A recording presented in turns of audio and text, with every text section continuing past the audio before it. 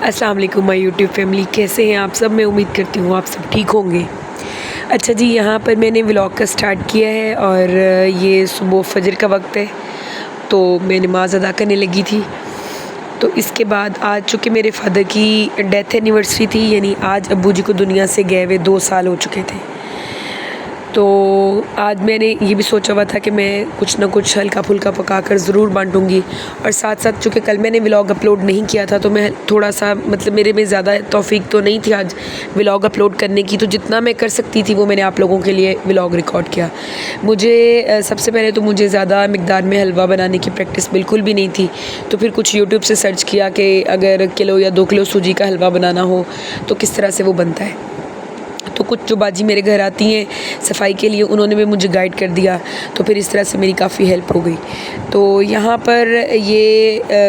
आप लोगों को दिखाने का मकसद जो है वो जस्ट एक व्लॉग के पर्पज़ से। और एक चीज़ और आप लोगों से रिक्वेस्ट है कि जितने लोग भी इस व्लॉग को देख रहे हैं, आप लोग काइंडली एक दफ़ा सूरत फातिहा पढ़ के उनकी मग़फ़िरत के लिए ज़रूर दुआ कीजिएगा।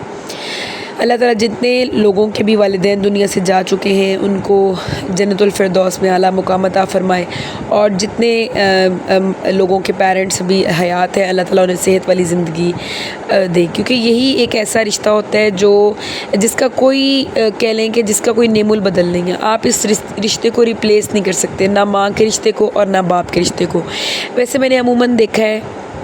कि लोग जो है ना वो अपनी माँ मतलब ये कहते हैं कि बाप के साथ बेटियों की ज़्यादा मैंने अक्सर सुना है कि अटैचमेंट नहीं है, डैडी सख्त हैं या इस तरह से, लेकिन नहीं। मेरे फादर मतलब मैं अगर उनको याद करूँ तो वो ऐसे था जैसे 2 माएँ इकट्ठी कर ली जाएँ, इतने ज़्यादा अंडरस्टैंडिंग और फ्रेंडली और सब कुछ इस तरह से। तो खैर यहाँ पर हलवा जो है वो ऑलमोस्ट तैयार होने वाला था, और मैंने अपने हस्बैंड से कहा था कि वो नान वगैरह ले आएँ। तो क्योंकि नान और हलवा बांटने का जो है ना वो आज मैंने इरादा किया था। अल्लाह ताला मेरी इस छोटी सी काविश को ज़रूर कबूल फरमाए।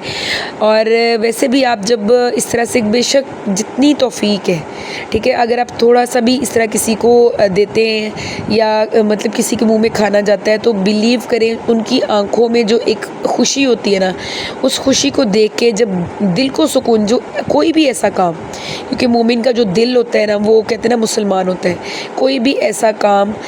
जिसको आप देखें और आपको सुकून मिल जाए, आपके दिल को तसल्ली हो जाए, दिल में कहते हैं ना खुदा रहता है, तो वो चीज़ समझ लें आपकी कबूल हो गई है। तो इसी तरह से फिर हमने ये बैठ के, मैंने और बच्चों ने और मेरे हस्बैंड ने बैठ के जो है ना वो ये सारा पैक किया।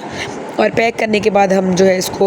डिस्ट्रीब्यूट करने के लिए यानी बांटने के लिए निकल गए। तो यहाँ पर पहले तो हमने इरादा बनाया था कि हम कुछ ऐसा एरिया है यहाँ पर हमारे शहर में जहाँ पर एक साइड पे जैसे वो झुग्गियों वाले होते हैं, आपको पता होगा लोग झुग्गियों में रहते हैं, उन लोगों के लिए मैंने सोचा था कि उनको, लेकिन फिर जब हम बाहर निकले तो यहाँ कंस्ट्रक्शन हो रही थी और ये बल्कि सड़कें वगैरह शायद तामीर हो रही हैं या कुछ इस तरह से, तो उन लोगों के लिए फिर हमें ज़्यादा अच्छा लगा कि वो मेहनत करने वाले लोग हैं और वो उनको ज़रूरत भी है, और ये करने के बाद बहुत सुकून मिला। इसके बाद जब घर आए तो बच्चों को बहुत ज़्यादा भूख लग रही थी, चूँकि दोपहर तो सारी मेरी बनाने में और बांटने में गुजर गई। तो फिर मैंने जल्दी से चिप्स बनाई, क्योंकि मौसम भी थोड़ा चेंज हो रहा है और वैसे भी आजकल बच्चे इतना तंग करते हैं कि खाने में बिल्कुल भी इंटरेस्टेड नहीं है। मतलब रोटी या कुछ इस तरह की अच्छी चीज़ इनको दे दी जाए तो बच्चे बहुत ज़िद करते हैं। तो फिर कोशिश होती है कि दोपहर में कुछ ना कुछ इनको मतलब ज़रूर ऐसा बना के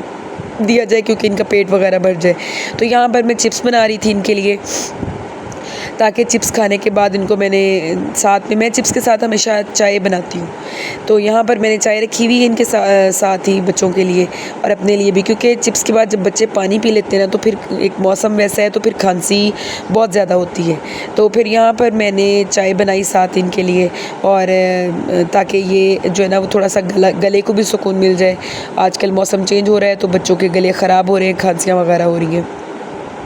इसके बाद मैं कोई ज़्यादा लंबा चौड़ा व्लॉग आप लोगों के लिए रिकॉर्ड नहीं कर पाई, क्योंकि आज रूटीन बहुत ज़्यादा बिज़ी थी और कुछ दिल भी इस तरह से हुआ था कि दिल नहीं कर रहा था कि कुछ भी जो है वो उठ के काम किया जाए।